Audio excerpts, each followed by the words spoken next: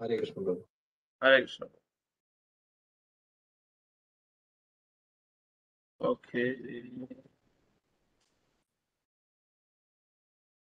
तो हम 6 चैप्टर के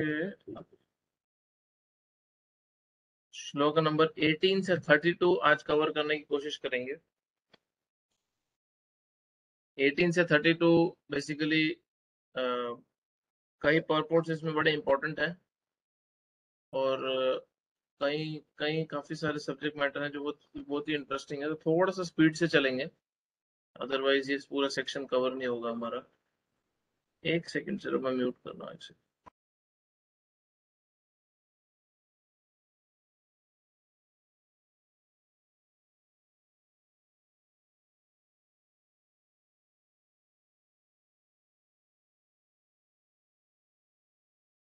सो ये सेक्शन का नाम है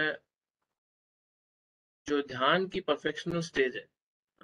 जो अष्टांग योग में जो परफेक्शनल स्टेज है वो इस पूरे सेक्शन में बताई जाएगी, श्लोक नंबर 18 से लेके 32वें श्लोक तक। अभी 10वें श्लोक से जो पिछला हमने डिस्कस किया 17वें श्लोक तक भगवान ने ये बताया कि ध्यान करना कैसे है, मेडिटेट करना कैसे है। अब भगवान बताएंगे कि परफेक्शन जो है, परफेक्शनल की जो स्टेज है वो है क्या अष्टांग योग में। अब ये 18 से 32 में उसका डिस्क्रिप्शन है। तो परपोर्ट में काफी सारी इंपॉर्टेंट इन्फॉर्मेशन प्रभुपाद हमारे को दे रहे हैं एज डिवोटीज, जो हमारे को पता होनी चाहिए अलग अलग सिद्धांतों को लेके भी।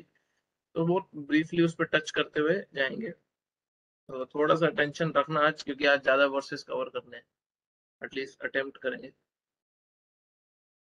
तो श्लोक नंबर 18।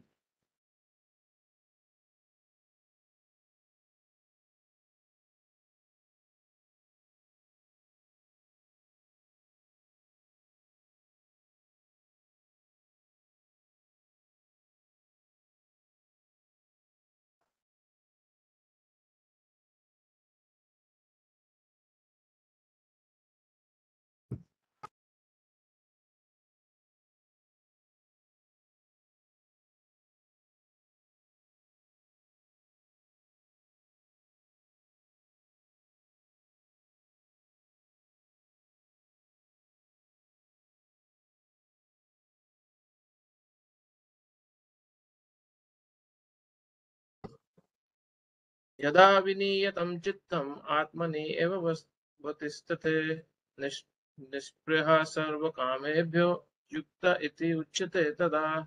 ये 18वां नंबर श्लोक है। जब योगी योगाभ्यास द्वारा अपने मानसिक कार्यकलापों को वश में कर लेता है और अध्यात्म में स्थित हो जाता है, अर्थात समस्त भौतिक इच्छाओं से रहित हो जाता है, तब वह योग में सुस्थिर कहा जाता है। तो हमने पिछले वर्सेस में ही पढ़ा। अभी ये परफेक्शन स्टेज बता रहे हैं कि योगी जो स्थिर है, जो अपनी योगा प्रैक्टिस में स्थिर है, उसके बारे में बात करी जा रही है। हाँ, वो बेसिकली प्रीवियस काफी पिछले श्लोकों में भी आया, अभी भी आ रहा है कि वो अपने माइंड की जो डिमांड्स हैं, हाँ, मन जो डिमांड करता है उसमें वो डिसिप्लिन लाता है। हाँ, उसमें नियंत्रण लाता है, उसमें कंट्रोल करता है। ऐसा नहीं मन ने जो इच्छा करी और मान ली, क्योंकि माइंड जो है वो ऑटोमेटिकली हमारे को ऐसी इच्छाएं प्रकट करेगा जो हमारे पतन का कारण बनती है। इसलिए हम देखते हैं बहुत बारी अलग अलग स्पिरिचुअल, चाहे कोई अलग संस्था हो, चाहे कोई अलग स्क्रिप्चर हो, शास्त्र हो, उसमें मन को लेके बड़ी स्पेसिफिक एक बात की जाती है कि मन को इतनी इंपॉर्टेंस ना दे। ये आज के फालतू मोटिवेशनल स्पीकर हैं जो उल्टी बात करते हैं कि मन को दबाओ मत, मन में जो इच्छा है उसकी पूरा करो, उसको पूरा करो। ऐसे कई ढोंगी बाबा भी रहते हैं, बोलते हैं जो तुम्हारी इच्छा है पूरा करो। तुम इतनी अपनी इच्छाएं पूरी कर लो कि तुम्हारी इच्छा करने का मन ही ना करे। वो ये भूल जाते हैं कि मन का बनावट ही ऐसी है कि जितना उस आग में आप घी डालोगे वो आग उतनी ही बढ़ती है। मन की बनावट ही ऐसी है ना। कई ऐसे रहे हैं ना, उन्होंने किताबें लिखी है संभोग से समाधि तक। तुम इतना संभोग कर लो कि तुम्हें इच्छा ही ना करे संभोग करने की। हम्म, हो सकता है कि कुछ क्षण के लिए तुम्हें डिटैचमेंट आ जाए, जैसे एक व्यक्ति का फेवरेट अगर गुलाब जामुन हो और वो 10-15 गुलाब जामुन एक साथ खा ले, तो हो सकता है उसको 2-3 दिन गुलाब जामुन, 4 दिन, हफ्ता खाने का मन ना करे। वो कोई एडवांसमेंट नहीं है, वो उसने अध्यात्म में तरक्की नहीं कर ली कि उसकी उसकी कंट्रोल आ गया अपने गुलाब जामुन खाने की इच्छा पे। वो उसका सिर्फ कुछ समय के लिए सैचुरेशन पॉइंट आया था, कुछ समय के लिए उसका मन भर गया था। हफ्ते के बाद वापस से उसकी और इच्छा करेगी गुलाब जामुन खाने की, क्योंकि उसको बहुत पसंद है। उसी तरह ये जो संभोग से समाधि तक का जो बकवास आइडिया कुछ ऐसे तथाकथित गुरुओं ने दिया कि तुम इतना अपनी इंद्रियों की तृप्ति कर लो, इतना सेंस एंजॉयमेंट कर लो कि तुम्हारी इच्छा ही खत्म हो जाए, ऐसा हो ही नहीं सकता। क्यों नहीं हो सकता? क्योंकि माइंड की बनावट ही वैसी नहीं है। माइंड, हमने पिछली बार भी डिस्कस किया था, माइंड एक ऐसे शत्रु, ऐसे शेर की तरह है जिसको भूखा रख के ही कंट्रोल किया जा सकता है। आप शेर को जबर दबा दबा के खाना खिलाते रहो और आप सोच लो कि आप उसको नियंत्रण में ले आओगे, नहीं हो सकता। पहले आपको उसको भूखा रखना पड़ेगा। हाँ, जब वो शेर आपके कंट्रोल में आ जाएगा, फिर आप अपनी इच्छा अनुसार उसको खाना खिला सकते हो। तो ये बहुत इंपॉर्टेंट पॉइंट है योगा प्रिंसिपल में, और तात्पर्य में प्रभुपाद इस पे बहुत स्पेसिफिक बात कर रहे हैं। प्रभुपाद वो डायरेक्टली इस पे इंस्ट्रक्शन दे रहे हैं, बोल रहे हैं कि तात्पर्य की पहली लाइन पढ़ते हैं। साधारण मनुष्य की तुलना में योगी के कार्यों में यह विशेषता होती है कि वे समस्त भौतिक इच्छाओं से मुक्त रहता है, जिनमें मैथुन प्रमुख है। एक पूर्ण योगी अपने मानसिक कार्यों में इतना अनुशासित होता है कि उसे कोई भी भौतिक इच्छा विचलित नहीं कर सकती। हाँ? ये सिद्ध अवस्था कृष्ण भावना भावित व्यक्ति द्वारा स्वतः प्राप्त हो जाती है। अब एक योगी को बहुत डिसिप्लिन फॉलो करना पड़ता है। ये स्थिति पे आने की कोई मटेरियल डिजायर उसको तकलीफ नहीं देती, जिसमें मैथुन सेक्स लाइफ सबसे हाईएस्ट है। बट एक डिवोटी ऑटोमेटिकली इस स्टेज को प्राप्त कर लेता है। कैसे? उसका बड़ा सुंदर एक श्लोक दिया है जो अम्बरीश महाराज की कथा में आता है। अम्बरीश महाराज जो भगवान के भक्त हैं, अम्बरीश महाराज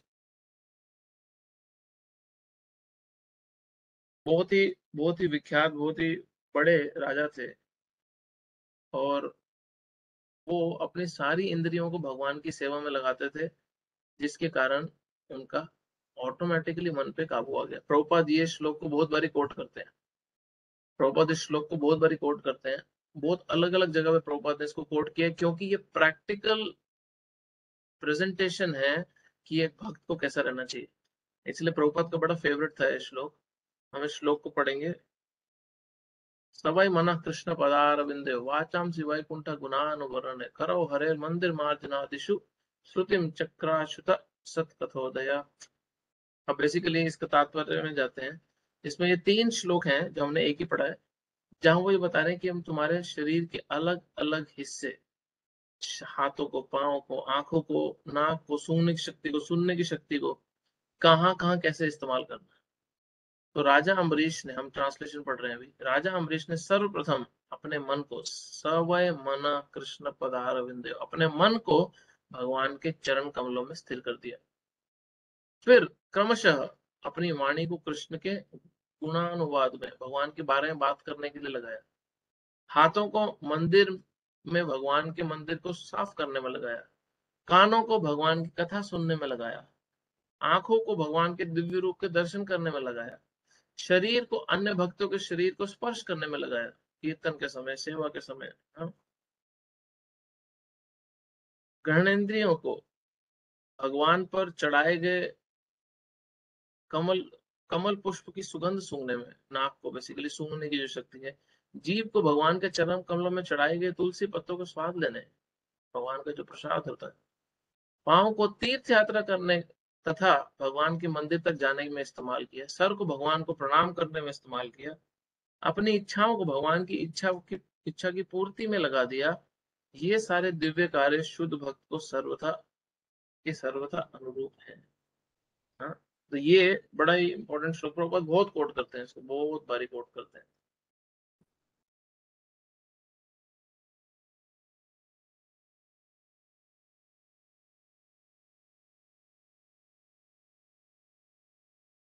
इसलिए प्रभुपाद ने बहुत स्मार्टली, अगर आप कोई अगर ऑब्जर्व करे कि किस तरह प्रभुपाद ने इस्कॉन की स्थापना करी, प्रभुपाद ने बहुत स्मार्टली इसीलिए डीटी वर्शिप, भगवान के अर्च विग्रह की सेवा हर मंदिर में इंपॉर्टेंस दी है उसको।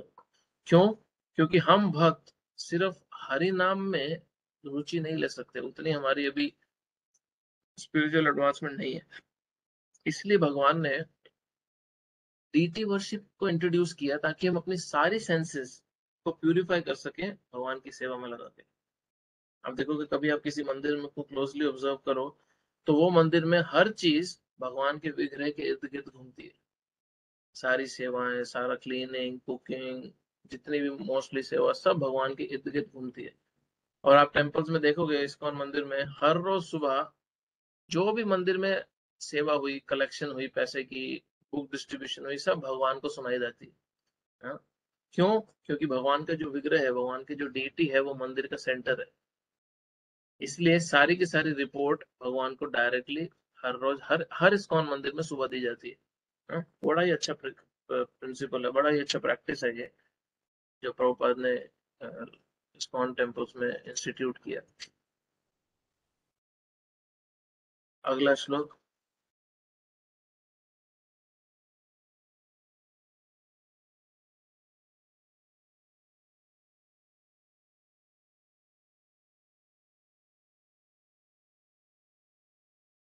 यथा दीपो निवातस्थो नेन्गते सोपमा स्मृता योगिनो यत चित्तस्य युञ्जतो योगमात्मना।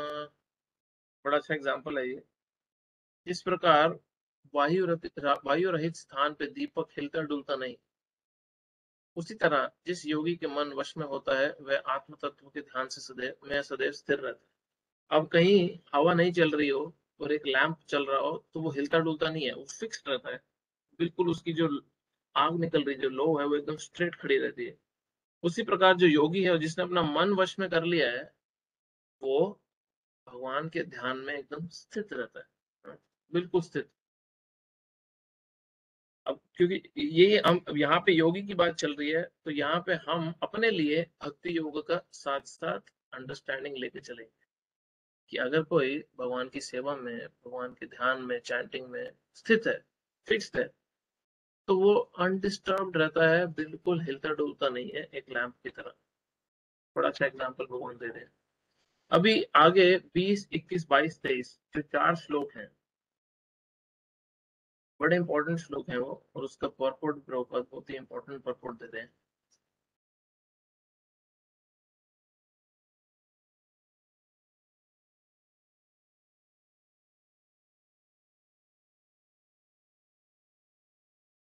अभी 19वें श्लोक में भगवान बोल रहे हैं, एग्जाम्पल देके कि एक योगी का मन कैसा होता है।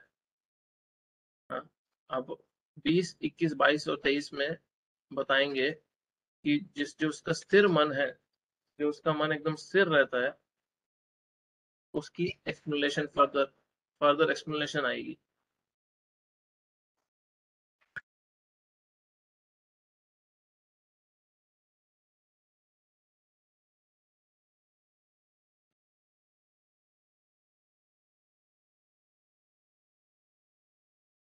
हम सारे श्लोक नहीं पढ़ेंगे, सीधे ट्रांसलेशन पे आएंगे।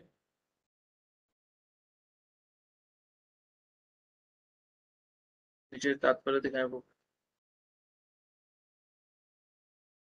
भावार्थ सॉरी। सिद्धि की अवस्था में, अभी परफेक्शन स्टेज चल रही है, सिद्धि की अवस्था में जिसे समाधि कहते हैं, मनुष्य का मन योग अभ्यास के द्वारा भौतिक मानसिक क्रियाओं से पूर्णतः संयमित हो जाता है। हम्म।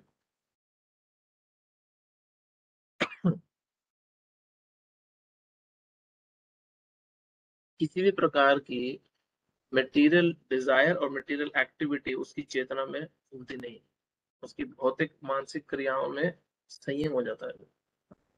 यह सिद्धि की विशेषता, इस सिद्धि की विशेषता यह है कि मनुष्य शुद्ध मन से अपने को देख सकता है और अपने आप में आनंद उठा सकता है। उस आनंदमय स्थिति में वह दिव्य इंद्रियों द्वारा असीम दिव्य सुख में स्थित रहता है। इस प्रकार स्थापित मनुष्य कभी सत्य में विपथ नहीं होता और इस सुख की प्राप्ति हो जाने पे वह इससे बड़ा कोई दूसरा लाभ नहीं मानता।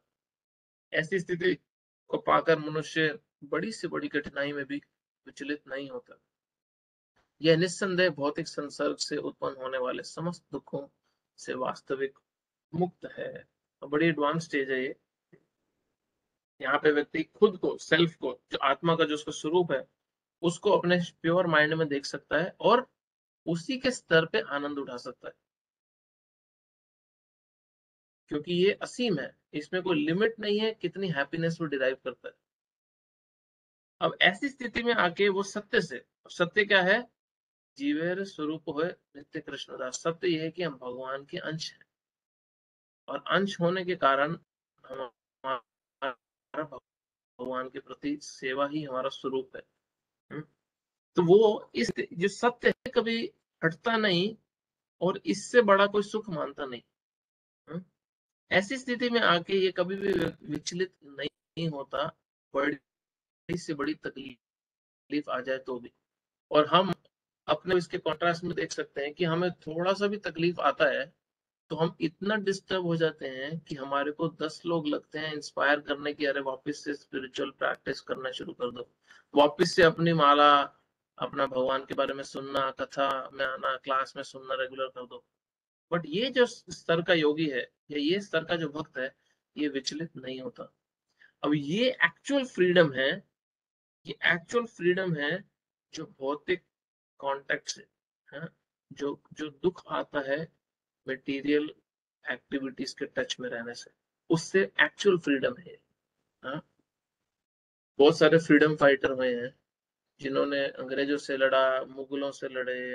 अभी पॉलिटिक्स में बहुत कुछ ड्रामा चल रहा है, इंडिया में बहुत ऊंच नीच चल रही है। तो कोई अपने आप को फ्रीडम फाइटर किस तरह से मानता है, कोई कुछ तरह से फ्रीडम चाहता है, कोई कश्मीर में फ्रीडम चाहता है। कोई भी फ्री नहीं है। फ्रीडम उनके हिसाब से पाने के बाद भी वो स्लेव हैं, कैदी हैं। किसके कैदी हैं? अपने मन और अपने इंद्रियों के भागते हुए घोड़ों के रथ पे फंसे हुए कैदी हैं। तो एक्चुअल फ्रीडम वो है जो व्यक्ति डिस्टर्ब भी नहीं होता कोई मटेरियल डिजायर से। और वो क्यों डिस्टर्ब नहीं होगा? क्योंकि वो स्पिरिचुअली स्थित है। बड़ा इंपॉर्टेंट पॉइंट है। तो प्रभुपाद इसमें पतंजलि सूत्र तात्पर्य में, तात्पर्य बहुत बड़ा है, हम तात्पर्य के जो मेन मेन पॉइंट्स है उसको सामने रखेंगे। अब यहाँ पे जो योगी है वो आत्मा और परमात्मा का एक्सपीरियंस जो अपने भीतर करता है, उसके कारण उसको हैप्पीनेस एक्सपीरियंस होती है। अभी इसको सिंपल तरीके से समझा जा सकता है कि जब व्यक्ति की सबसे इंपॉर्टेंट, सबसे वैल्यूएबल चीज उसको मिल जाए और उससे उसका कांटेक्ट होए, तो नेचुरली उसको बहुत सुख की अनुभूति होती है। जिस तरह कोई लड़का किसी लड़की को पसंद करता है, लड़की किसी लड़के को पसंद करती है, तो वो जब एक दूसरे से मिलते हैं या कांटेक्ट में आते हैं तो उनको बहुत ही एक्सट्रीम हैप्पीनेस एक्सपीरियंस होती है। उसी प्रकार एक भक्त को ये समझ, जब जब वो परमात्मा के साथ संग में आता है तो उसको एक बहुत ही डिफरेंट हैप्पीनेस एक्सपीरियंस होती है, जो लाखों लाखों गुना बड़ी है कोई भी इस भौतिक जगत में आनंद के कंपैरिजन में। अभी इसमें प्रभुपाद सबसे पहले तो समाधि के बारे में बताते हैं कि एक्चुअली समाधि होती क्या है। समाधि का सिंपल अर्थ ये है कि एक योगी, ये साक्षात्कार हो जाता है उसको, किसका? परमात्मा का, कि मेरे भीतर परमात्मा स्थित है, मन से भी और बुद्धि से भी। हाँ? इसीलिए वो आइडेंटिफाई कर पाता है कि मैं उस परमात्मा से कनेक्टेड हूं, सेवक के रूप में, उनके अंश के रूप में। ये एक्चुअल समाधि है। ये समाधि की स्थिति है जहाँ पे एक व्यक्ति चल रहा है, खा रहा है, किस टाइम मैं भगवान का अंश हूँ, भगवान का दास हूँ। अब जरूरी नहीं है कि वो व्यक्ति, समाधि का मतलब है सिर्फ हाथ पैर जोड़ के, हाथ टांग फोल्ड करी है और एकदम आंख बंद करके घंटों घंटों बैठा है। वो भी उस समाधि में आने का प्रयास कर रहा है। और भगवान का एक शुद्ध भक्त, हम प्रभुपाद के एग्जाम्पल में देखते हैं, वो अमेरिका में है, प्रोग्राम्स कर रहे हैं, कीर्तन कर रहे हैं, प्रसाद बना रहे हैं, प्रसाद खिला रहे हैं, वो हर समय समाधि की स्थिति में है। क्यों? क्योंकि वो अपने नित्य स्वरूप के हिसाब से जीवन जी रहे हैं। वो अपने दिव्य इंद्रियों से दिव्य आनंद की अनुभूति करता है। अभी इसमें बड़ी इंटरेस्टिंग प्रभुपाद एक पॉइंट रेज कर रहे हैं, बोल रहे हैं कि ये जो स्टेटमेंट है ना, ये इंडिकेट करता है कि आत्मा और परमात्मा दोनों एक व्यक्ति नहीं है। इसीलिए तो जो जो आत्मा है वो अपने दिव्य इंद्रियों द्वारा प्लेजर को एक्सपीरियंस कर पा रही है, क्योंकि आत्मा और परमात्मा एक नहीं है, इसीलिए वो एक्सपीरियंस कर पा रही है उस प्लेजर को, उस रिलेशनशिप को समझने के बाद। जबकि जो शून्यवादी हैं, जैसे जो बुद्धिज्म की जो फिलोसफी है, जो शून्यवाद को फॉलो करते हैं, वो इसको रिजेक्ट करते हैं। वो बोलते हैं सब एक है। मायावादी बोलते हैं सब एक है। बट पतंजलि योगा सिस्टम को प्रभुपाद कोट कर रहे हैं। पतंजलि जो योग सूत्र जिन्होंने लिखे हैं, जो योग शास्त्र के गुरु हैं, उनको कोट करके प्रभुपाद बता रहे हैं कि पतंजलि भी एक्सेप्ट करते हैं परमात्मा दोनों अलग अलग हैं, दोनों अलग हैं। पतंजलि सिस्टम को एक श्लोक कोट करते हैं प्रभुपाद, तात्पर्य में आप नीचे जाओगे तो ये लास्ट में पहले पैराग्राफ के एंड में आता है। प्रभुपाद कोट कर रहे हैं, पुरुषार्थ शून्यानाम गुणानाम प्रतिप्रसवः कैवल्यम स्वरूप प्रतिष्ठ व चिति शक्तिरिति।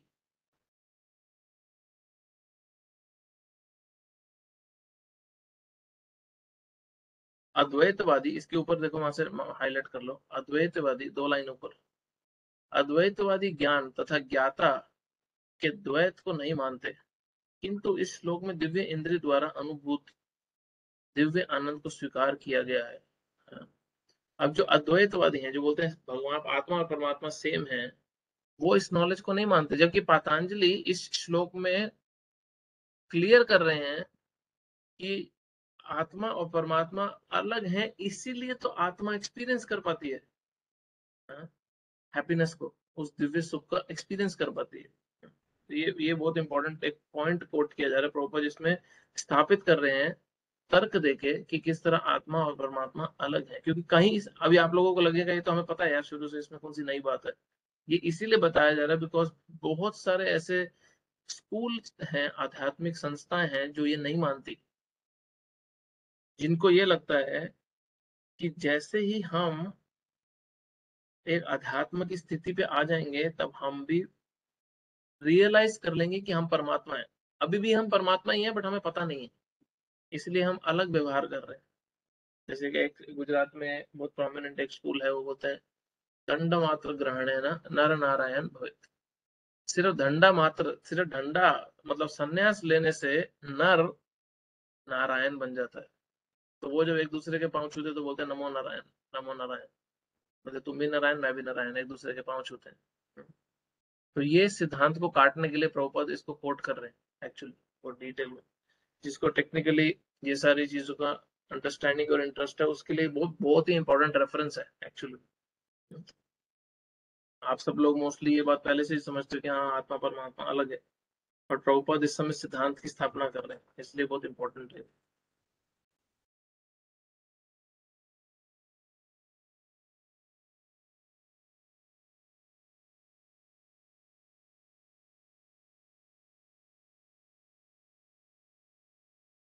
प्रभुपाद इसमें आगे चल के और रेफरेंस दे रहे हैं इसी पॉइंट को सपोर्ट करते हुए, जहाँ पे प्रभुपाद बता रहे हैं चैतन्य महाप्रभु का श्लोक कोट कर रहे हैं, चेतो दर्पण मार्दन, कि इस आध्यात्मिक चिंतन से, भगवान के नामों के उच्चारण से चेतना का जो दर्पण है, हाँ, वो क्लीन होता है, जिससे हम अपनी एक्चुअल आइडेंटिटी को समझ पाते हैं। और फिर प्रभुपाद भागवतम से कोट करते हैं श्लोक, भागवतम के दूसरे स्कंद के 10वें अध्याय का 6वां श्लोक है, जिसमें स्वरूप है ना व्यवस्थित है, कि हम अपने स्वरूप में स्थित होते हैं। हाँ? तो फिर जीवेर स्वरूप है कृष्ण नित्यदार जीवेर शक्ति भेद भेद प्रकाश। जो जीव है वो भगवान का नित्य पार्ट एंड पार्सल है, भगवान का अंश है। जीव रे तटस्थ शक्ति, जीव जो है भगवान की तटस्थ शक्ति है, भगवान की मार्जिनल पोटेंसी है। वो चाहे तो आध्यात्मिक जगत को चूज कर ले, चाहे तो भौतिक जगत को चूज कर ले। ये कैसा भगवान हुआ? अगर हम ही भगवान हैं, अगर हम ही परमात्मा है, तो ये कैसा परमात्मा है जो भौतिक जगत में फंस जाता है? हाँ, प्रभुपाद बहुत बारी अपने लेक्चर्स में, कन्वर्सेशन में इसको कोट करते हैं कि ये तुम कैसे भगवान हो जिसको माया शक्ति, जो भगवान की इंफीरियर शक्ति है, भगवान से कम शक्तिशाली शक्ति है, उसने ही काबू में कर दिया भगवान को। ये तुम किस प्रकार के भगवान हो कि तुम्हें भगवान की माया शक्ति ने काबू कर दिया? हाँ, इसका मतलब है तुम ढोंग कर रहे हो कि तुम भगवान हो।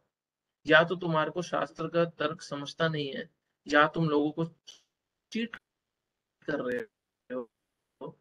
हाँ, क्योंकि जब तुम किसी को बोलते हो तुम भी भगवान बन सकते, तुम बन सकते, तो जब भीड़ इकट्ठा हो जाती है। बट तुम लोगों को बोलो कि आओ मैं तुम्हें सेवक बनाऊं, तो ज्यादा लोग इंटरेस्टेड नहीं है सेवक बनने में। भगवान बनने में हम सब बहुत इंटरेस्टेड है। बट प्रभुपाद शास्त्र के इस भावार्थ को बिल्कुल एज इट इज प्रेजेंट करना चाहते हैं, इसलिए बहुत कोटेशंस दे रहे हैं वो। प्रभुपाद आगे बता रहे हैं कि जो जो एक्चुअल गोल है योगा का, वो है आनंदमय अभ्यासात, आनंद का एक्सपीरियंस। जो नेचुरली भक्ति में भगवान के साथ, परमात्मा के साथ रिश्ते में जो योगी एक्सपीरियंस करता है आनंद का, हाँ, वो गोल हमारे को योग सूत्र पतंजलि दिलाना चाहते हैं। वो दिलाना चाहते हैं और कुछ नहीं। दो प्रकार की समाधि प्रभुपाद बता रहे हैं, संप्राज्ञत समाधि और असंप्रज्ञत समाधि। संप्रज्ञत समाधि का मतलब है कि उस दिव्य स्थिति में अपने आप को फिक्स करना अलग अलग फिलोसॉफिकल रिसर्च के द्वारा। और असंप्रज्ञता समाधि का अर्थ है कि उसका कोई कनेक्शन नहीं रहता मटेरियल प्लेजर्स की तरफ। वो नेचुरली ही आनंद की अनुभूति करता है, नेचुरली ही आनंद की अनुभूति करता है अपनी इंद्रियों को भगवान की सेवा में लगा के। एक है फिलोसॉफिकली खुद को कॉन्स्टेंटली रिमाइंड कर करके वो दिव्य स्थिति पे आता है। एक है भगवान की सेवा में लग के, हाँ, वो उससे उठ जाता है, ऊपर चला जाता है। हाँ, तो दो प्रकार के ये तात्पर्य में जो जो है मैं आपको एक ब्रीफली एक्सप्लेन कर रहा हूँ।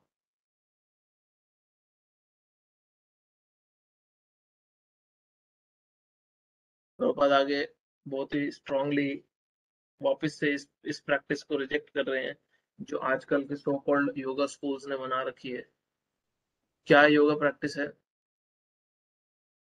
कि तुम योग कर रहे हो 2 घंटा दिन में आके अपने स्टूडियो के अंदर और खुद को योगी डिक्लेयर करते हो, बट हर प्रकार के नशे में और मैथुन में और अलग अलग पाप के कर्मों में खुद को एंगेज भी करते हो।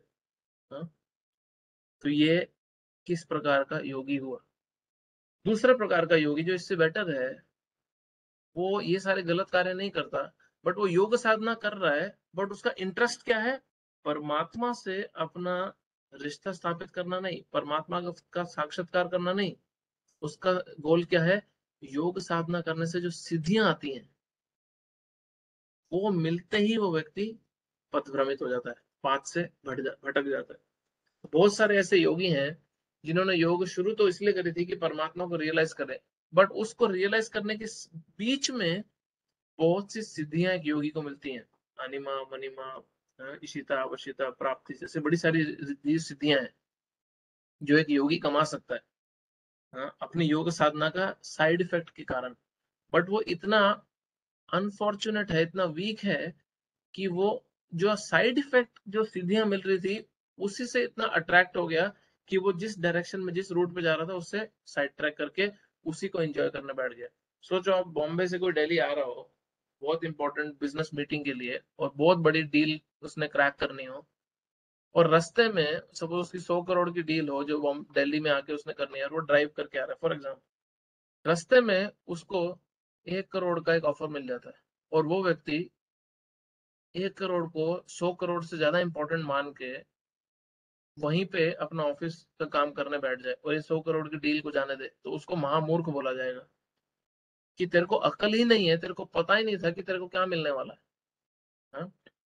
यही एक योगी का हाल होता है, जो सिद्धियों से इतना आकर्षित हो जाते हैं कि अरे मैं जादू कर सकता हूँ, मैं अटेंशन ले सकता हूँ, मैं ऑडियंस इकट्ठी कर सकता हूँ, मैं हाथ से राख निकाल सकता हूँ, मैं सोना प्रकट कर सकता हूँ। हाँ? और ये जेन्युइन सिद्धियां हैं, बट एक योगी का जीवन का लक्ष्य ये सिद्धि नहीं है। हाँ? तो चाचा प्रभुपाद बता रहे हैं कि जो योगी अपने बाय प्रोडक्ट से अट्रैक्ट होता है, ये सारे बाय प्रोडक्ट्स हैं, साइड इफेक्ट्स हैं, इससे अट्रैक्ट होता है, वो योग की जो एक्चुअल सिद्धि है उसको कभी प्राप्त नहीं कर सकता। और बहुत सारे इंडिया में ऐसे सो कॉल्ड स्पिरिचुअल गुरुज हैं जो योगी थे, कई सिद्धियां उन्होंने प्राप्त भी करी। कोई मन पढ़ सकता है, कोई कुछ चीज प्रकट कर सकता है, बट उन्होंने परमात्मा को छोड़ के इन योग सिद्धियों को इम्पोर्टेंस दी, और इन योग सिद्धियों को इम्पोर्टेंस देने की वजह से वो फेमस तो हो गए, बट जिस कारण उन्होंने योगा प्रैक्टिस शुरू करी थी उसमें फेल हो गए। बहुत इंपॉर्टेंट है। इसलिए तो प्रभुपाद तात्पर्य के एंड में बता रहे हैं किस प्रकार कृष्ण भक्ति बेस्ट योगा है। अब मैं दोबारा रिपीट कर रहा हूँ, जिन्होंने पहली पिछली बारी शायद मिस कर दिया हो, कि प्रभुपाद अपने मन से जबरदस्ती बीच में नहीं घुसा रहे कि कृष्ण भक्ति ज्यादा इंपॉर्टेंट है। कृष्ण खुद इसी चैप्टर के एंड में ये बताने वाले हैं, इसलिए प्रभुपाद उसको बार बार पहले ही श्लोकों के बीच में ले आते हैं, क्योंकि भगवान ने एंड में यही कंक्लूजन देना है। आखिरी में भगवद गीता के इसी चैप्टर के आखिरी में पूरी योग साधना समझा के, योग रुक्ष योग रुरुक्षु से योग रूढ़ तक समझा के भगवान इसी कंक्लूजन पे आने वाले हैं कि भक्ति योग सबसे सुप्रीम है। इसलिए प्रभुपाद तात्पर्य में बार बार भक्ति योग को हर तात्पर्य में सुपीरियर बता देते। अगला श्लोक।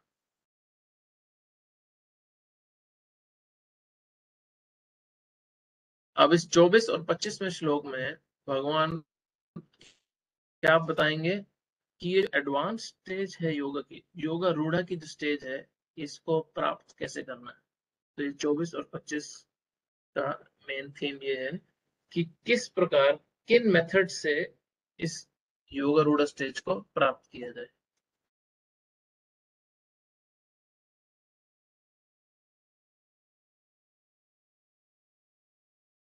सा निश्चयेन योक्तव्यो योग निर्विण्ण चेतसा संकल्प प्रभवान कामां त्यक्त्वा सर्वान् अशेषतः मनश्चैवेन्द्रियाग्रामं विनियम्य समन्ततः। मनुष्य को चाहिए कि संकल्प तथा श्रद्धा के साथ योग अभ्यास में लगे और पथ से विचलित ना हो। उसे चाहिए कि मनोधर्म से उत्पन्न समस्त इच्छाओं को निरपवाद रूप में त्याग दे और इस प्रकार मन के द्वारा सभी ओर से इंद्रियों को वश में करे। अभी बेसिकली डिस्क्राइब किया है किस तरह इसको अचीव करना है।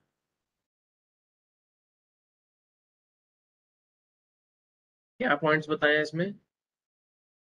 डिटर्मिनेशन और फेथ, दृढ़ता और श्रद्धा के साथ योगा प्रैक्टिस में लगे और इस पथ से खुद को डिस्टर्ब करके डिविएट ना करे। हाँ? दूसरा, किसी भी प्रकार की भौतिक इच्छाएं जो मन द्वारा प्रकट की जा रही है, मटेरियल डिजायर जो मन द्वारा प्रकट की जा रही है, उसको त्याग दे और अपनी इंद्रियों को कंट्रोल में रखे मन द्वारा। तो प्रभात इसमें बहुत ही इंपॉर्टेंट एक श्लोक कोट कर रहे हैं तात्पर्य में, जो हमारे लिए डिवोटीज के लिए बहुत ही फेमस श्लोक भी है। भक्ति रसामृत सिंधु नेक्टर, भक्ति उपदेशामृत, सॉरी उपदेशामृत में नेक्टर ऑफ इंस्ट्रक्शन में रूप गोस्वामी कोट करते हैं इसको। हम्म? उत्साह निश्चय धैर्य तत्त कर्म प्रवर्तनात् संग त्यागो सतो वृत्ति षड्भीर भक्ति प्रसिद्ध थी। 6 चीजें बता रहे हैं रूप गोस्वामी जिससे भक्ति, जिससे एक योगी और एक भक्त तरक्की कर सकता है। 6 चीजें। पहला क्या है? उत्साह, उसको एंथुजियास्टिक होना चाहिए। हाँ चलो माला करने बोल दी, अभी करना पड़ेगा, नहीं तो पता नहीं शायद कुछ बुरा ना हो जाए, प्रभु जी को बुरा ना लग जाए, पता नहीं भगवान हमारे साथ कुछ गलत ना कर दें। नहीं, उत्साह चाहिए, एंथुजियास्टिकली, यस मुझे मेरे लाइफ में इम्प्रूवमेंट लानी है।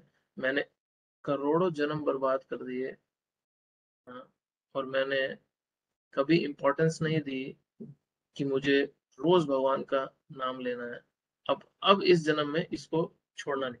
एंथुजियाज्म, निश्चय, हाँ, परसिवरेंस, हाँ, उसको ये कॉन्स्टेंटली लगे रहना चाहिए एंथुजियाज्म के साथ, कि ऐसा नहीं आज कर लिया, अब तो भगवान समझ ही रहे होंगे, 2 दिन से बेचारा कर रहा है, तीसरे तीसरे दिन मन हो सकता है ना करे, हाँ, तो छोड़ दिया तो क्या हुआ, इतना तो भगवान समझते ही हैं, कोई इतना निर्दय भगवान नहीं है।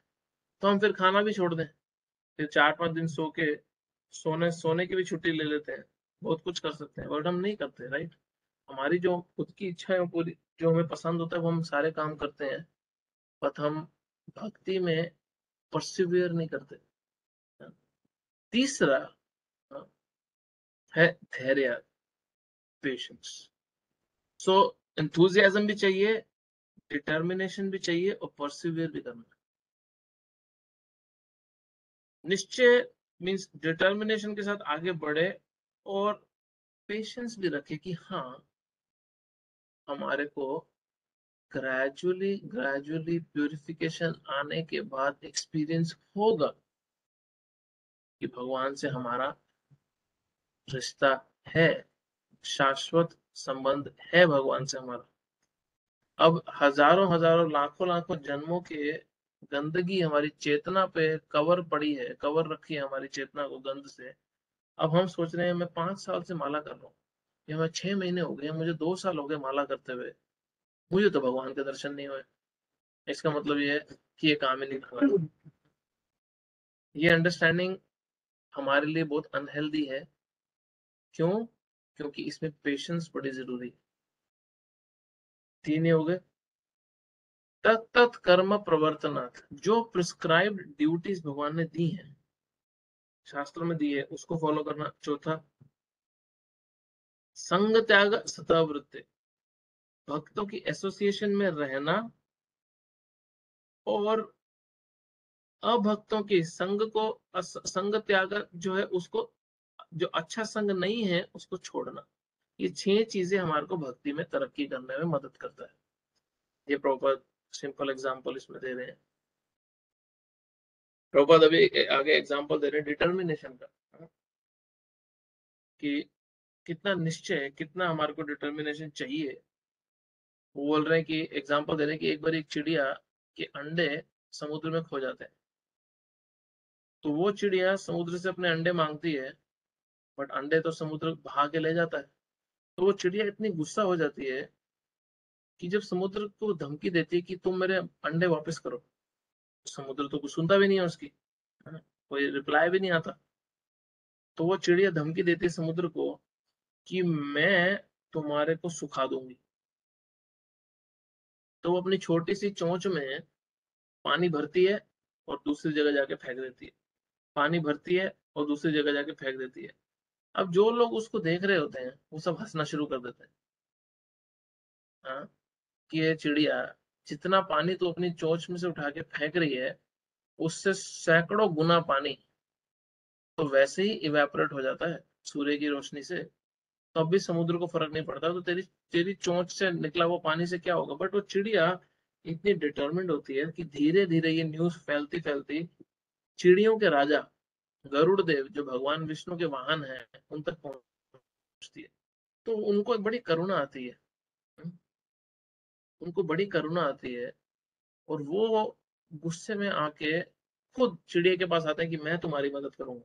और जब वो दहाड़ के समुद्र को बोलते हैं कि इस चिड़िया के अंडे वापस करो, तो समुद्र को पता होता है कि ये चिड़िया तो मेरा कुछ नहीं बिगाड़ सकती, बट गरुड़ देव अपनी इच्छा मात्र से क्षण में मुझे सुखा देंगे। तो डर के कारण वो जो समुद्र है वो उस चिड़िया के अंडे वापस कर देता है। हाँ? ये कारण बनता है उस चिड़िया का सुखी होने का, गरुड़ देव की कृपा से। तो इस तात्पर्य का आखिरी लाइन निकालो, प्रभुपाद कंक्लूड कर रहे हैं ये एग्जाम्पल देने के बाद, इसी प्रकार योग विशेषतः कृष्ण भावना में भक्ति अत्युष्ट करता है। अभी लग सकता है बड़ा डिफिकल्ट कि अरे यार ये मेरी चेतना इतने इतने जन्मों जन्मों की मिट्टी है, मैं क्या अपनी घटिया माला से उसको हटा पाऊंगा।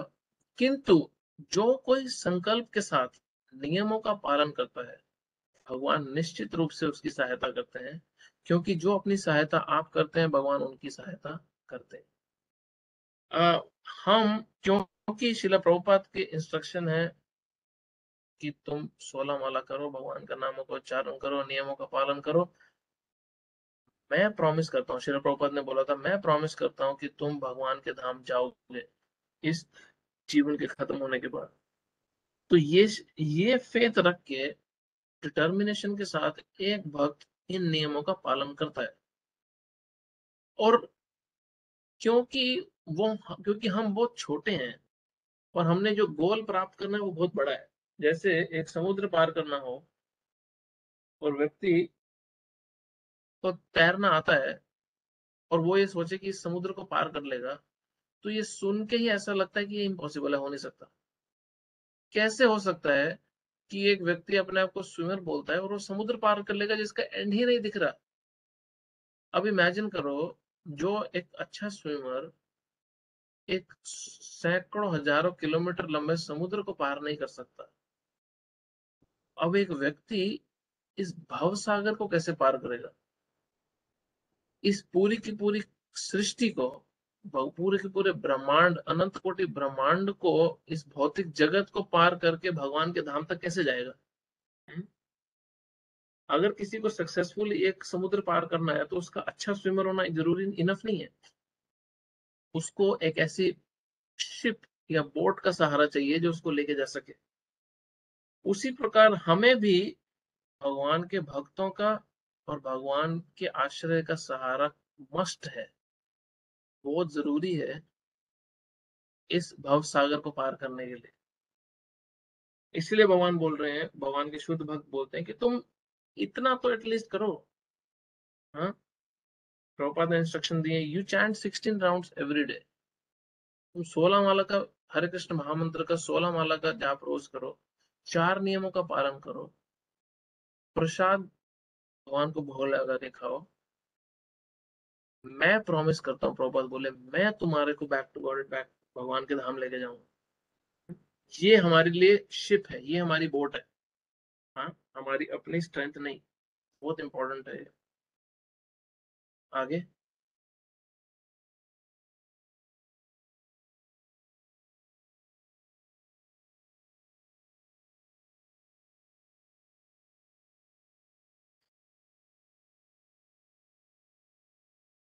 शनैः शनैरुपरमेत् बुद्ध्या धृतिगृहीतया आत्मसंस्थां मनः कृत्वा न किंचित अपि चिंतयेत्। धीरे धीरे क्रमशः पूर्ण विश्वास पूर्वक बुद्धि के द्वारा समाधि में स्थित होना चाहिए। इस प्रकार मन को आत्मा में स्थित करना चाहिए तथा अन्य कुछ भी नहीं सोचना चाहिए। अब ये फर्दर एक्सप्लेनेशन है किसकी हाईएस्ट परफेक्शन कैसे पाई जाती है। इसको बोला जाता है प्रत्याहार। क्या प्रत्याहार क्या होता है, जब हम अपनी पूरी कन्विक्शन और बुद्धि के साथ छोड़ देते हैं सेंसेस की कोई भी डिजायर को पूरा करना, है ना। समाधि के 8 अंग हैं, यम, नियम, प्राणायाम, आसन, प्रत्याहार, धारणा, ध्यान, समाधि। तो उसमें प्रत्याहार है कि माइंड को कंट्रोल किया जाता है कन्विक्शन के साथ, मेडिटेशन के साथ, इंद्रियों के डिजायर से दूर रख के, फिर उसको समाधि तक लेके जाया जाता है। अगला श्लोक।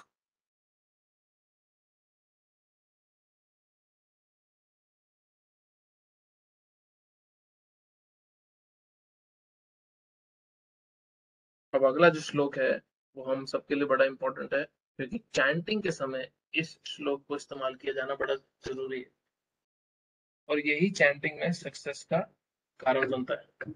एक अच्छी चैंटिंग इस श्लोक पर बहुत ज्यादा निर्भर करती है। यतो निश्चलति मनः चंचल अस्थिरम ततो ततस्ततो नियमायतत् आत्मनि एव वशम नयेत्। मन अपनी चंचलता तथा अस्थिरता के कारण जहां कहीं भी विचरण करता है, मनुष्य को चाहिए कि वहां से खींचकर अपने मन को वश में लाए।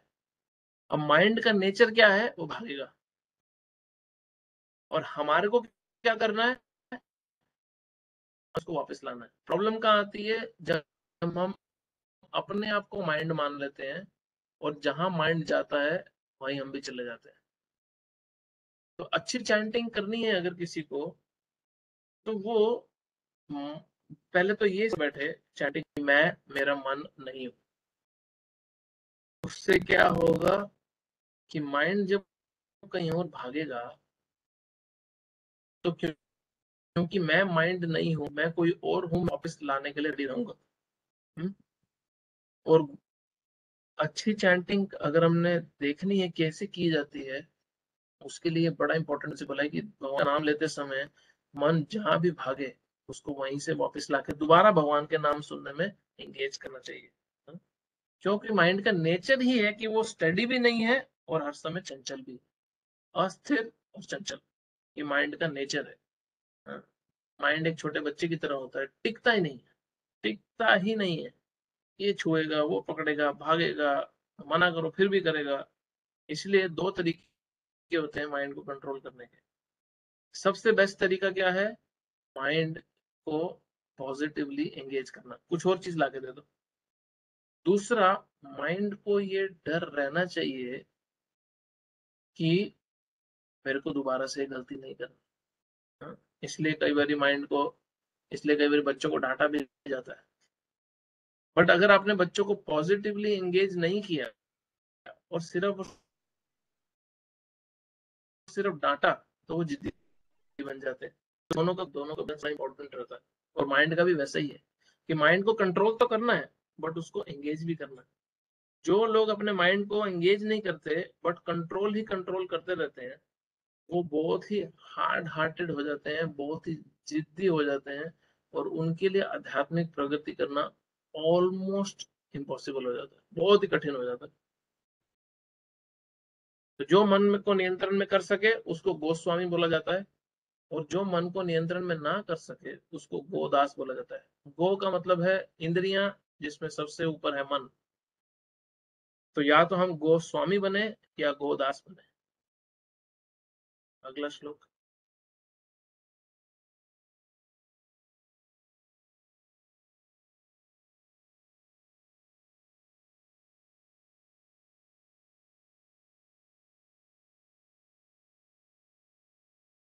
प्रशांत मन संहियेनं योगिनं सुखम उत्तमम् उपैति शांत रजसम ब्रह्म भूतम कल्मषम।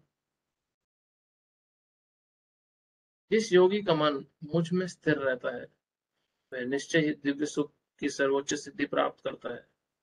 वह रजोगुण से परे हो जाता है, वह परमात्मा के साथ अपनी गुणात्मक एकता को समझता है और इसी प्रकार अपने समस्त विगत कर्मों के फल से निवृत्त हो जाता है। अब कितना डायरेक्टली भगवान यहाँ बोल रहे हैं, जिसका मन मुझ में लगा है, जिसका मन मुझ में लगा है, वो परफेक्शन प्राप्त करता है, दिव्य सुख की सर्वोच्च सिद्धि को प्राप्त करता है। अब ब्रह्मभूता स्टेज के बारे में प्रभुपाद तात्पर्य बता रहे हैं। जो ब्रह्मभूता स्टेज है, ये श्लोक बड़ा फेमस है, 18वें अध्याय का 54वां श्लोक। ब्रह्मभूता प्रसन्न आत्मा न शोषति न कांक्षति सम सर्वेषु भूतेषु मद भक्ति लभते परम। जो ब्रह्मभूता स्टेज में स्थित है एक व्यक्ति, उसकी ना कोई आकांक्षा होती है, और अगर कोई चीज उसको नहीं मिली तो वो रोता धोता भी नहीं बैठता। तो ना ही वो भौतिक इच्छाएं रखता है, और अगर कोई चीज नहीं मिलती तो उसको लेके दुखी भी नहीं होता। हम्म? क्यों ऐसा है? क्योंकि उसका मन हर समय भगवान के सेवा में एंगेज है। सवय मन कृष्ण पदार विंदेव, जो हमने पीछे अमरीश महाराज का पूरा डिटेल में पढ़ा था। Very important. इसलिए भगवान का चिंतन करना बड़ा ही नेसेसरी है। एटलीस्ट जब हम भगवान का नाम ले रहे हैं, भगवान के बारे में पढ़ रहे हैं, सुन रहे हैं, उस समय तो थोड़ा सा ध्यान लगाएं, क्योंकि दिन भर तो हमारे बहुत से कामों में लगे रहते हैं। अगला श्लोक।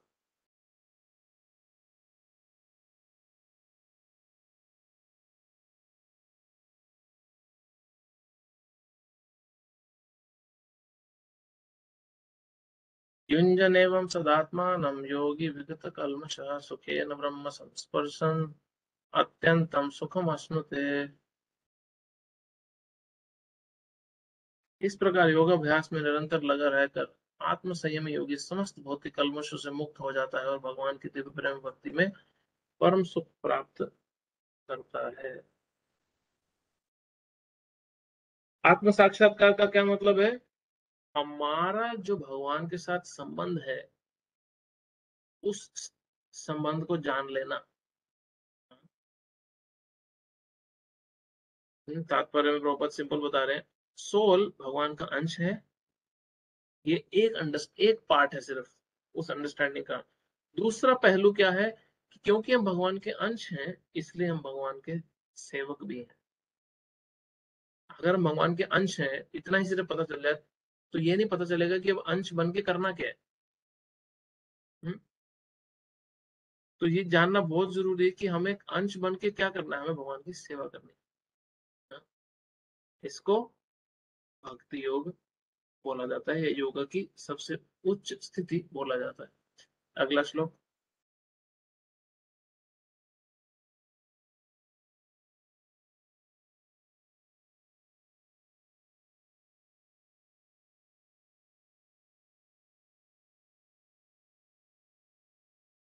सर्वभूतास्तमात्मानं सर्वभूतानि चात्मनि ईक्षते योगयुक्तात्मा सर्वत्र समदर्शन।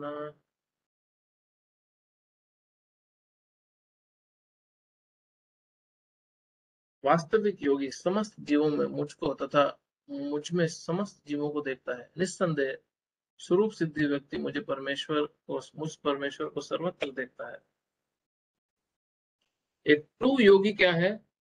जो मुझको हर व्यक्ति में देखे और हर किसी को मुझ भगवान में भी देखे। है ना? वो हर जगह परमेश्वर को देख सकता है। अब ये अंडरस्टैंडिंग एज डिवोटी तो हमें बहुत शुरू से दी जाती है, इसीलिए हम हर किसी को प्रभु बोलते हैं। हम किसी लेडी को भले ही माता जी बोले, बट ट्रीट हमें उनको प्रभु की तरह ही करना चाहिए। प्रभु का मतलब क्या है कि तुम्हारे हृदय में परमात्मा का वास है, इसलिए तुम मेरे मास्टर हो और मैं तुम्हारे सेवक के रूप में तुमसे डील करूंगा। अब हो सकता है कि कई बार इस सेवा के लिए सामने वाले को डांटना भी पड़े, क्योंकि गुरु भी सेवक होता है, बट वो कर सेवा रूप में ही रहा है। कोई क्लास दे रहा है और अब वो ये सोचे कि अब मैं सबका मास्टर हो गया, तो उसका पतन होना निश्चित है। भले ही कोई क्लास दे रहा हो, उसको ये समझ लेना बहुत जरूरी है कि मैं सबका सेवक ही हूँ, बट मैं सेवा एजुकेशन देने के माध्यम से कर रहा हूँ। कोई बोले मैं शिष्य को डांट रहा हूँ उसको ट्रेन करने की सेवा के माध्यम से, मैं बर्तन धो रहा हूँ सेवा के माध्यम से, मैं खाना पका रहा हूँ सेवा के माध्यम से, मैं प्रचार कर रहा हूँ सेवा के माध्यम से, क्योंकि तुम प्रभु हो, मैं सेवक। ये अंडरस्टैंडिंग एक योगी के लिए बड़ी इंपॉर्टेंट है।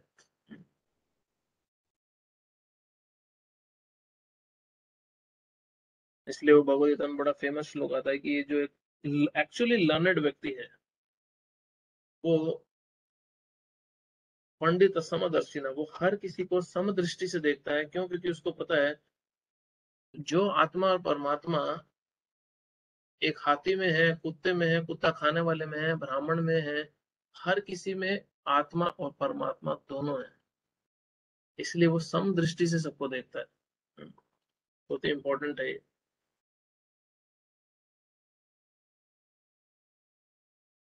अब इसी को कॉन्ट्रास्ट देखा जाए तो कुछ लोग जो धर्म के नाम पे हत्या करते हैं, धर्म के नाम पे एक दूसरे को मार काट देते हैं, अब वो आप ये समझ लो योग की योग योग लैडर में, योग की अंडरस्टैंडिंग में वो कितने नीचे होंगे।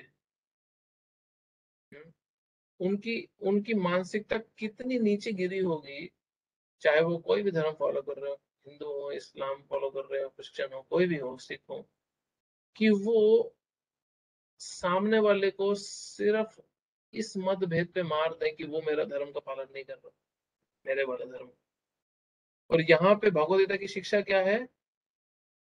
कुत्ता कुत्ता खाने वाला, गधा, हाथी, घोड़ा, ब्राह्मण, क्षत्रिय, कोई भी हो, उसको समदृष्टि से देखो, क्योंकि उसमें भी आत्मा और परमात्मा है। ये कितना सुपीरियर अंडरस्टैंडिंग है। हम बहुत फॉर्चुनेट है कि इतना सुपीरियर, इतना प्योर क्लियर अंडरस्टैंडिंग हमारे को शुरू से ही कल्चरली दिया गया भगवद गीता के द्वारा। आप ये समझ लें, कई बार ऐसा लगता है अरे वो भी तो धर्म का पालन कर रहे हैं, हम ये समझ लें कि वो धर्म की सीढ़ियों में कितना नीचे होगा ऐसा व्यक्ति, जो अहंकारवश ये भी नहीं देख पा रहा कि सामने वाले व्यक्ति में भी परमेश्वर का क्या वास है। बहुत लो, बहुत ही लो अंडरस्टैंडिंग है धर्म के नाम पे, बहुत ही ज्यादा लो अंडरस्टैंडिंग है।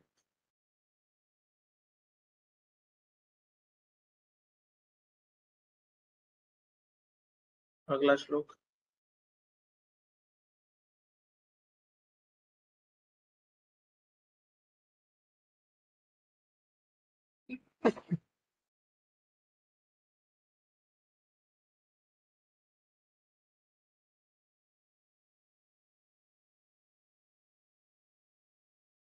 ये बड़ा दोबारा एक फेमस श्लोक है जिसको कोट और मिसकोट दोनों किया जाता है। यो मम पश्यति सर्वत्र सर्वं च मयि पश्यति तस्याहं न प्रणश्यामि स च मे न प्रणश्यति। जो मुझे सर्वत्र देखता है और सब कुछ मुझ में देखता है, उसके लिए ना तो मैं कभी अदृश्य होता हूँ, ना वह मेरे लिए अदृश्य होता है। यो मम पश्यति सर्वत्र, जो मुझे हर जगह देख रहा है, हाँ? और हर चीज को मेरे अंदर भी देख रहा है, मैं कभी उसके लिए लॉस्ट नहीं होता, ना ही मेरे लिए कभी वो लॉस्ट होता है, हाँ? कभी अदृश्य नहीं होता। अब इसको कोट तो किया जा सकता है कि परमात्मा हर जगह है। हम्म? इसको इसको अच्छे से कोट करना हो तो जरूर किया जा सकता है कि प्रभु हर जगह है और हर किसी के भीतर भी है, इसलिए तुम किसी से दुर्व्यवहार ना करो और सबको भगवान की सेवा में लगने का अपॉर्चुनिटी दो, और हर चीज को भगवान की सेवा में लगने के लिए फैसिलिटी प्रोवाइड करनी चाहिए, चाहे व्यक्ति हो चाहे कोई आइटम हो। अब इसको मिस कोट कैसे किया जा सकता है, क्योंकि मेरे को डायरेक्टली एक बार किसी व्यक्ति ने बोला था, इसलिए मैं इसका मिस कोटेशन आपको सुनाता हूँ। तो वो व्यक्ति मुझे बोलता है अरे इतना मंदिर में जाके माला वाला क्या करने की जरूरत है, इतना तुम भक्ति भक्ति क्या करने की जरूरत है, ये श्लोक देखो। हाँ?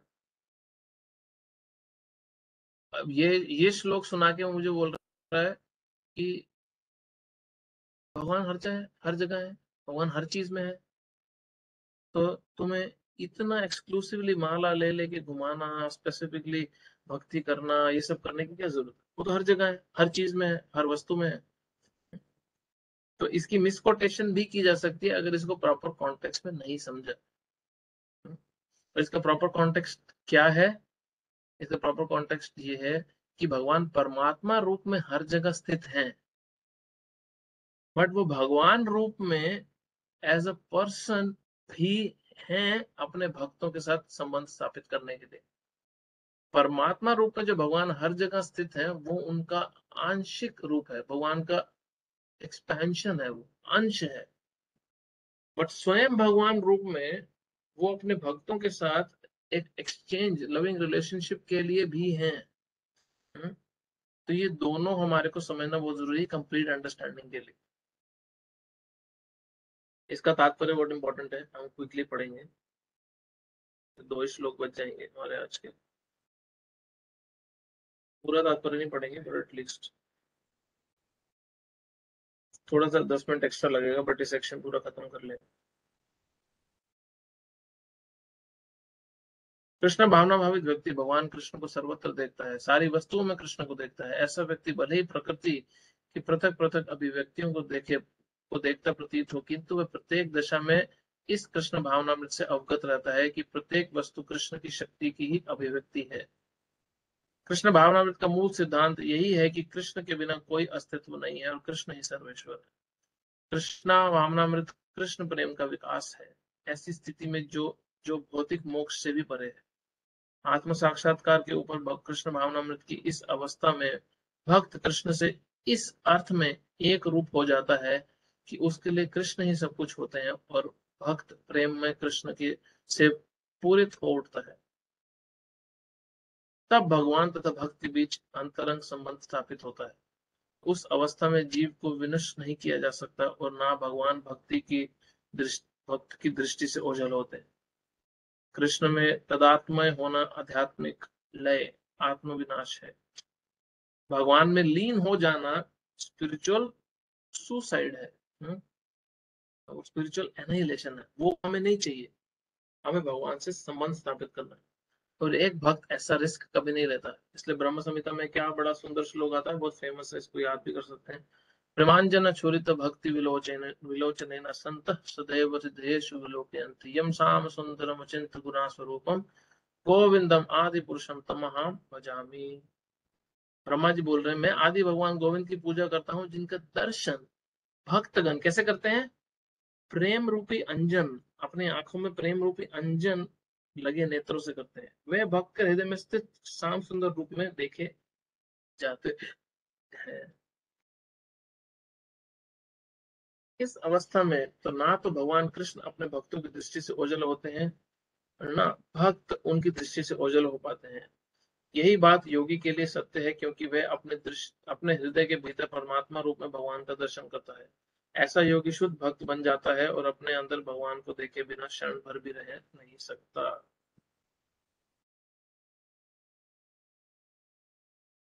अगला श्लोक।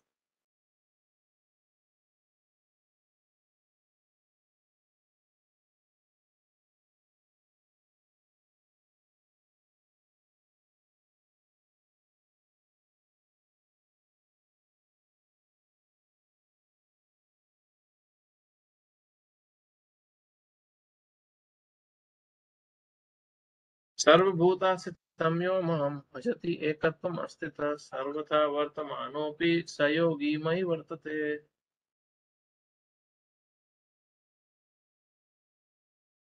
जो योगी मुझे तथा परमात्मा को अभिन्न जानते हैं, अभिन्न जानते हुए परमात्मा की भक्ति पूर्वक सेवा करते हैं, वे हर प्रकार से मुझ में सदैव स्थित रहते हैं। वे देख रहे हो श्लोक कितना जबरदस्त है। भगवान कितना क्लियरली बता रहे कि मैं ही परमात्मा हूँ।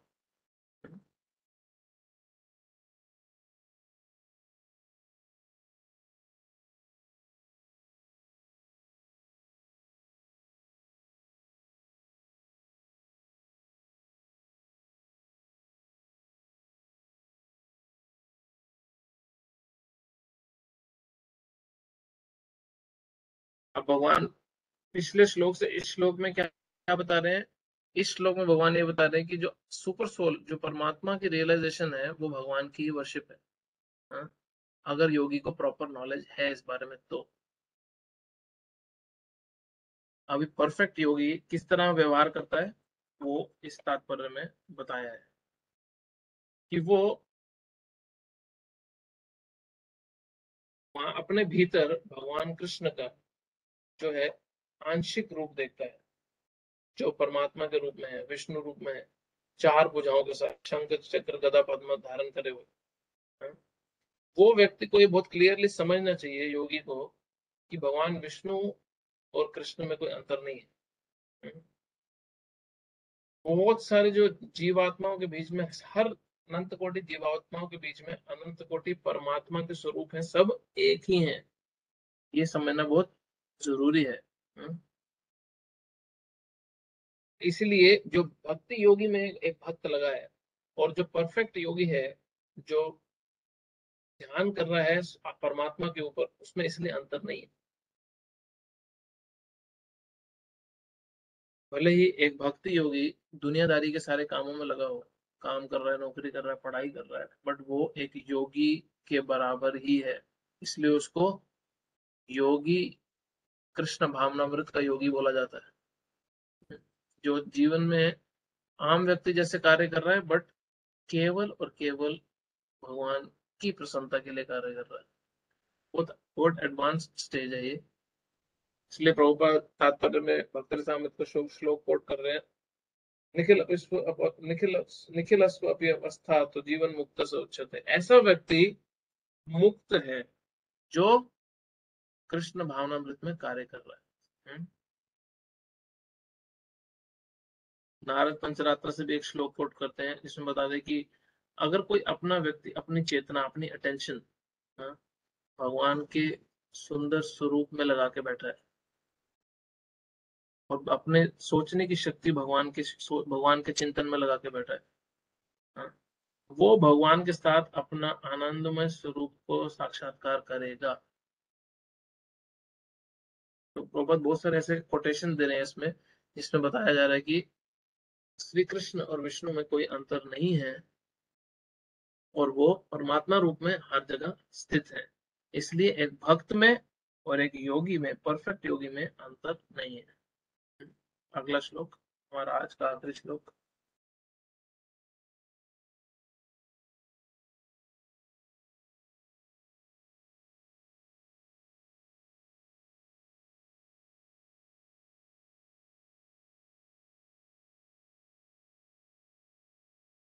आत्मोपाम्येन सर्वत्र समं पश्यति जो अर्जुन, सुखम वयादि वा दुःखम स योगी परमो मतः।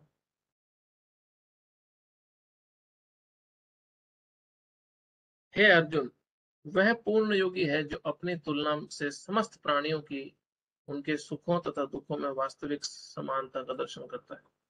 वह पूर्ण योगी है जो अपनी तुलना से समस्त प्राणियों की उनके सुखों और दुखों में वास्तविक समानता का दर्शन करता है।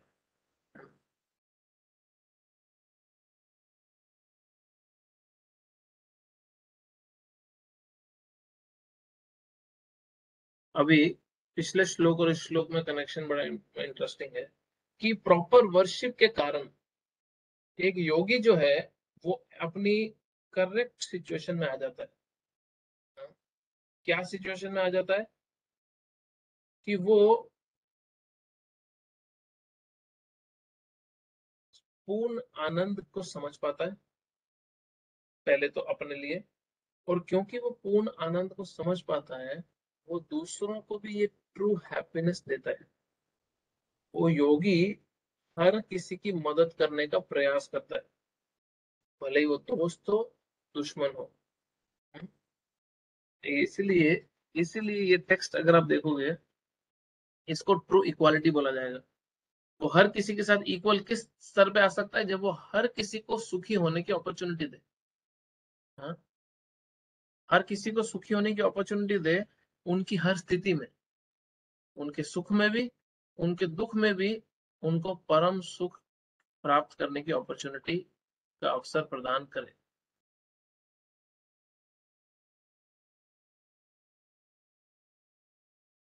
तो एक व्यक्ति के जीवन में, तात्पर्य प्रभुपाद बता रहे हैं, दुख का कारण क्या है? जब वो भगवान से अपना रिश्ता भूल जाता है। अब शारीरिक और मानसिक दुख तो आएंगे, रोग भी लगेंगे, टेंशन भी होगी, पैसे की प्रॉब्लम भी होगा, स्ट्रेस भी होगा, सब कुछ होगा। बट यही सेम प्रॉब्लम एक भक्त को भी होती है, बट वो दुखी नहीं होता। क्यों? क्योंकि उसको भगवान से अपना जो रिश्ता है उसका विस्मरण नहीं हुआ। तो इसलिए दुख का कारण पैसा कम होना या शारीरिक बीमारी आना नहीं है, दुख का कारण है जब हम भगवान से अपना रिश्ता भूल जाते हैं। और सुख का कारण क्या है? जब हम ये समझ लेते हैं कि परम भगवान ही परम एंजॉयर है, परम भोक्ता है, हर चीज के कंट्रोलर भगवान ही है, और सुहृद सर्वभूतानां, हर किसी के वेल विशर भगवान ही है। इसीलिए जो भगवान का भक्त है वो एक्चुअली में बेस्ट फिलांथ्रोपिस्ट है। फिलांथ्रोपिस्ट कौन होता है? फिलांथ्रोपिस्ट होते हैं जो एक्चुअली दान पुण्य का काम करने वाला व्यक्ति होता है, लोगों की मदद करने वाला व्यक्ति होता है। वो इसीलिए बेस्ट है क्योंकि वो हर किसी को बेनिफिट देना चाहता है। वो हर किसी को बेनिफिट देना चाहता है, किसका? भगवान की भक्ति को। हर किसी को बेनिफिट देना चाहता है भगवान की भक्ति। तो ये हमारे सेक्शन कंप्लीट हुआ। अगला सेक्शन जो है वो 33 से 36 श्लोक तक है। मन को कंट्रोल करने की जरूरत क्या है उसके ऊपर, तो वो हम नेक्स्ट भी करेंगे। इससे जुड़ा किसी का कोई प्रश्न है तो पूछ सकते हैं। हरे कृष्ण। थोड़ा लंबा हो गया, इस पर सेक्शन कवर करना था। कोई क्वेश्चन है किसी को? हरे कृष्णा प्रभु, थैंक यू। हरे कृष्ण। प्रभु मेरा एक प्रश्न है। अब एक पिछले श्लोका में एक आया था, भगवान कह रहे हैं कि उत्साह से लगे रहना आवाज क्लियर नहीं आ चाहिए। रही वो। एक मिनट, अभी ठीक आ रही है प्रभु?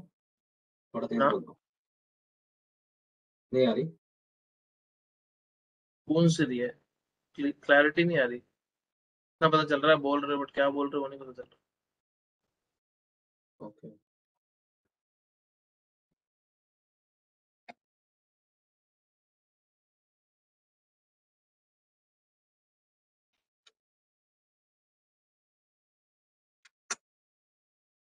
अभी ठीक है प्रभु? थोड़ा सा बेटर है, बोलो। हाँ प्रभु, मेरा प्रश्न ये है कि अभी भगवान एक श्लोक में बोल रहे थे कि उत्साह से लगा रहना चाहिए, निश्चय से लगा रहना चाहिए। तो मेरा क्वेश्चन ये है कि एंथुजियाज्म को कैसे मेंटेन करके रखें? मतलब एंथुजियास्टिक हो जाते हैं, but after a period of time फिर वापस से एंथुजियाज्म चली जाती है। तो आपका प्रश्न है कि उत्साह को कैसे मेंटेन करके रखें। यस प्रभु। बीच में एक क्वेश्चन, एक श्लोक आता है, उत्साह निश्चय धैर्य भक्ति साम्र सिंधु में रूप गोस्वामी बोलते हैं, तात्पर्य है प्रभुपाद उसको कोट कर रहे हैं। सीखो, एंथुजियाज्म जो है वो एक एक इन्फेक्शन की तरह है। एंथुजियाज्म हमारा अकेले अपने बल पे हर समय टिका नहीं रह सकता। इसलिए जो समझदार व्यक्ति है वो समय समय पे अपने एंथुजियाज्म को, अपने उत्साह को मेंटेन करने के लिए भक्तों से संग करता रहता है। क्योंकि एंथुजियाज्म इन्फेक्शन की तरह है, तो इन्फेक्शन तो किसी और से लगेगा ना। तो अगर सिंपल बोला जाता है, अगर किसी व्यक्ति को उत्साहित होना है भक्ति में, तो उसको उत्साहित भक्तों के संग में रहना बड़ा जरूरी है। क्या होता है उससे? पहला चीज, उसको ये समझता है कि अरे मैं गलतियां क्या कर रहा हूं जो ये सामने वाला भक्त नहीं कर रहा। दूसरा, उसको ये समझता है कि एक्चुअली में भक्ति कितनी सुखपूर्वक की जा सकती है, और मैं अपने को क्योंकि घर में बंद करके बैठा हूं और कोई भक्तों का संग नहीं करता, इसलिए मुझे ये एक्सपीरियंस ही नहीं होता। हम्म? हम भक्तों के संग करते हैं, उसको 3 भागों में बांटा गया है। पहला, हम अपने से नए आए भक्तों का संग करते हैं। उनका संग कैसे किया जाता है? उनकी मदद करके, उनको भक्ति के बारे में बता के, उनके प्रश्नों के उत्तर देके, उनकी कोई डाउट सॉल्व करके। हाँ। दूसरा लेवल का संग है अपने बराबर वालों से, जो हमारे मित्र हैं। तीसरा लेवल का संग है अपने सीनियर से।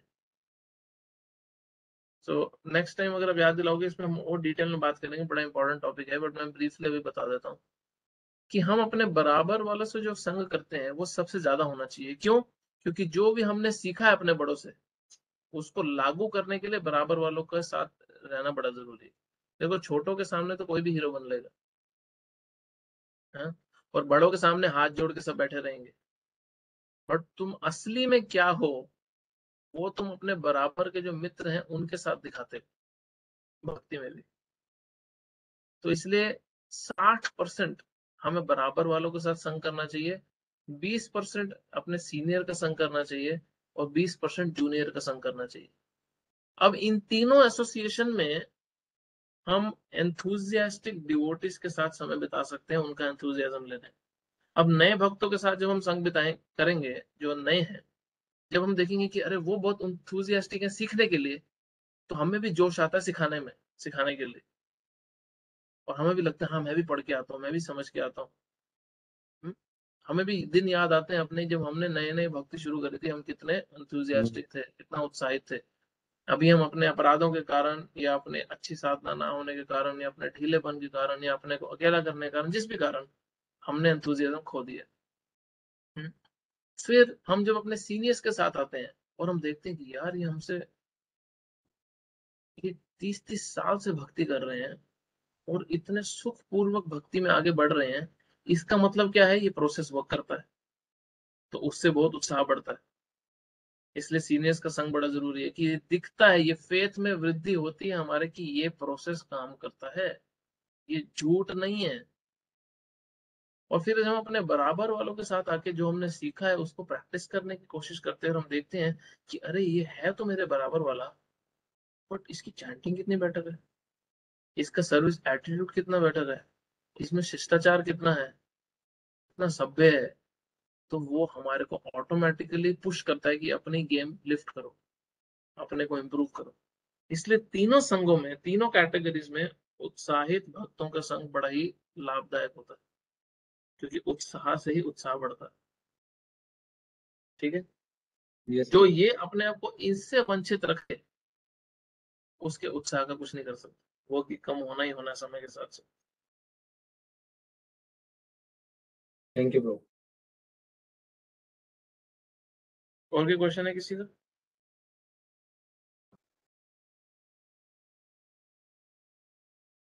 ठीक है। ग्रंथराज श्रीमद् भगवद गीता की जय, श्रील प्रभुपाद की जय। हरे कृष्ण। अगले वीक मिलेंगे। Thank you. Hare Krishna Prabhu ji. Hare Krishna Prabhu ji. Hare Krishna, Hare Krishna. Hare Krishna Prabhu ji. Krishna Prabhu ji.